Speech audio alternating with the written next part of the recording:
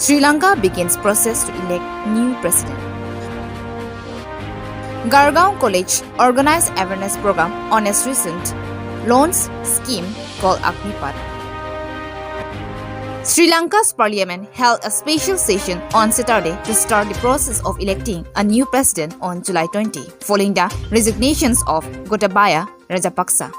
The process of electing a new president in Sri Lanka to succeed Gotabaya Rajapaksa, who resigned after unprecedented protests against his government over the country's economic collapse, has started with 4 contenders in the race. Sri Lanka's acting president Ranil Wickremesinghe, main opposition leader Sajid Pramadasa, Marxist JVP leader Anurag Kumara Dissanayake, and Dulas Alabhaparuma.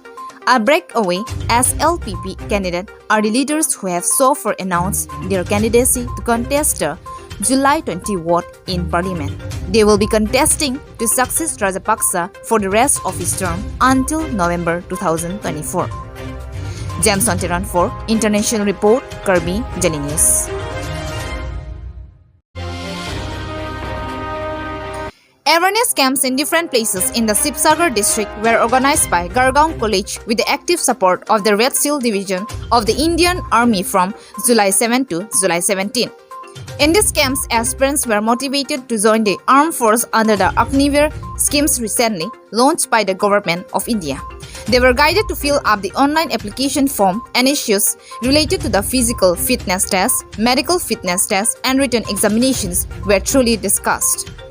These camps were attended by more than 2,500 Agniveer aspirants from various corners of the Sibsagar district. The participants were guided by Major Jonah Halam and Captain Biwas Biswas of 12 Assam Rifles, Dr. Sabyasachi Mahanta, Principal of Gargaon College, and Dr. Raktim Patar, Assistant Professor, Gargaon College. James Sonteran for State News Report, Kirby Daily News.